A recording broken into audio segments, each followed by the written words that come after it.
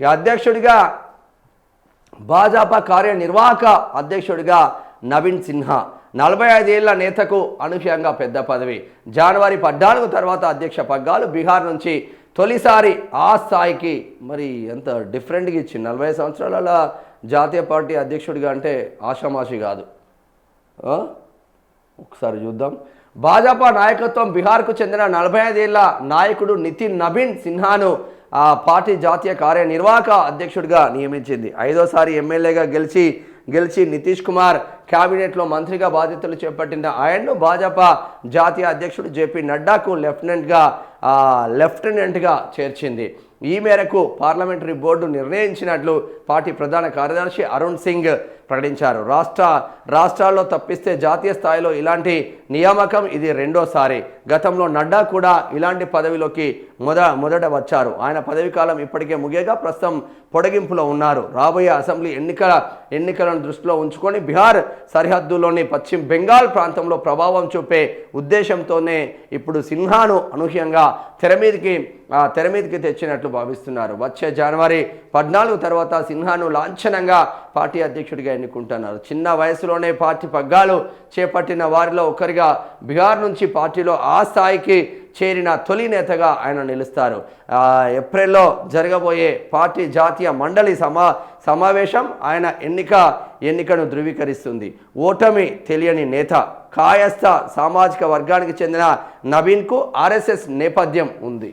సరే 2 వస్తుందా శేఖర్? ఓకే. ఈయన అన్ని 40 సంవత్సరాలలో ఒక పార్టీకి అధ్యక్షుడిగా ఉండడం అంటే ఆషామాషి కాదు, చాలా గట్స్ ఉండాలి.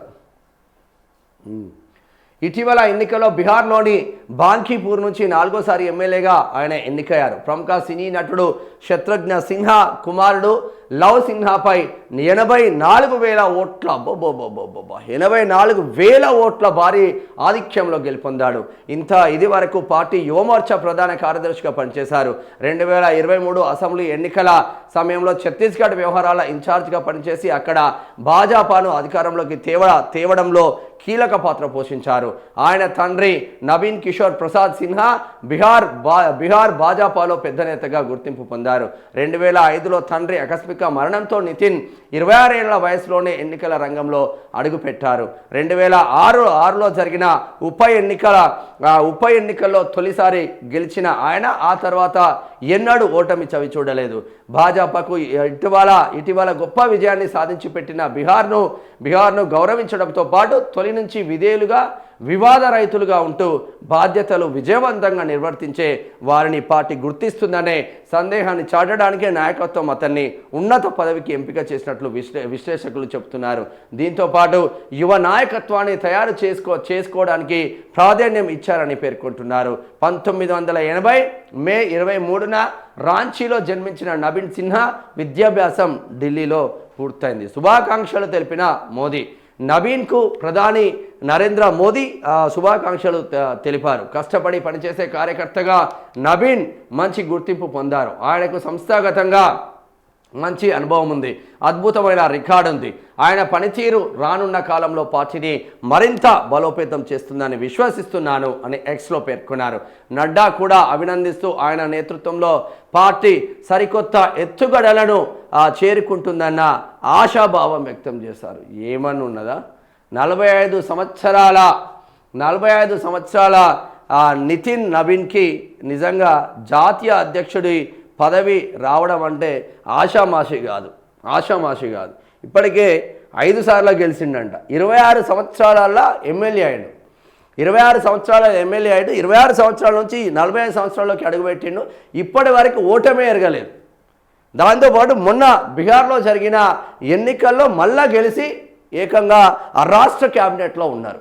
మరి బీహార్ పక్కనే పశ్చిమ బెంగాల్ ఉంటుంది కాబట్టి పశ్చిమ బెంగాల్ ఎలక్షన్ను టార్గెట్ చేయడం కోసం, అదేవిధంగా ఒక కార్యకర్త నిబద్ధతగా ఒక పార్టీలో పనిచేస్తే ఒక గుర్తింపు ఎలా వస్తుందో ఒక అధ్యక్షుడిగా వచ్చింది. మరి మన దగ్గర బీఆర్ఎస్లో వస్తుందా? బీఆర్ఎస్లో అధ్యక్షుడికి ఇస్తారా? ఇయ్యరా. కేటీఆర్ ఉండాలి, కేటీఆర్ పోతే కేటీఆర్ కొడుకు రావాలి. ఇట్లనే ఉంటుంది పరంపర చిన్న పార్టీలలో ఇట్లనే ఉంటుంది. మరొక బిడ్డ 45 సంవత్సరాలనే గొప్ప స్థాయికి పోయిందంటే గ్రేట్ జాబే కదా. నార్మల్గా భారతీయ జనతా పార్టీ విధానాలు ఎట్లుంటాయంటే ఏ రాష్ట్రంలోనైతే ఎలక్షన్ టార్గెట్ చేస్తారో ఆ రాష్ట్రానికి సంబంధించిన వ్యక్తులను ఎన్నుకుంటూ ఉంటారు. కానీ ఇక్కడ డిఫరెంట్ స్ట్రాటజీ మాత్రం ప్లే చేసిందని చెప్పుకోవచ్చు. ఎందుకంటే చాలా పేర్లు వినిపించినాయి, చాలా పేర్లు వినిపించినాయి. ఆ పేర్లన్నీ పక్కన పెట్టి సడన్గా నితిన్ నబీన్ సిన్హాని తీసుకొచ్చిల్లంటే ఏదో పర్ఫెక్ట్ స్ట్రాటజీతో ముందుకు వెళ్తుంది. బీహార్లో ఇప్పుడు అంటే నితీష్ కుమార్ ముఖ్యమంత్రిగా ఉండొచ్చు, కానీ నెక్స్ట్ టర్మ్ వరకు నితీష్ కుమార్ ముఖ్యమంత్రిగా ఉండడు, ఆయన ఏజ్ కూడా సరిపోదు. సో నెక్స్ట్ బీహార్ను బీజేపీ హస్తగతం చేసుకోవడం కోసం ప్లాన్ చేయవచ్చు, లేదంటే పక్కన ఉన్న పశ్చిమ బెంగాల్ను టార్గెట్ చేయడం కోసం పనిచేయవచ్చు. యువ నాయకులను ఎంకరేజ్ చేయాలి, యువ నాయకత్వం పైకి రావాలి అన్న ఆ టార్గెట్ కోసం కూడా యువ నాయకత్వాన్ని ఎంకరేజ్ చేసింది. ఏది ఏమైనప్పటికీ కష్టపడిన బిడ్డ పైకి వచ్చిందంటే శుభ పరిణామం అనే చెప్పుకోవచ్చు. ఇది దీనికి సంబంధించిన ఇష్యూ. ఇది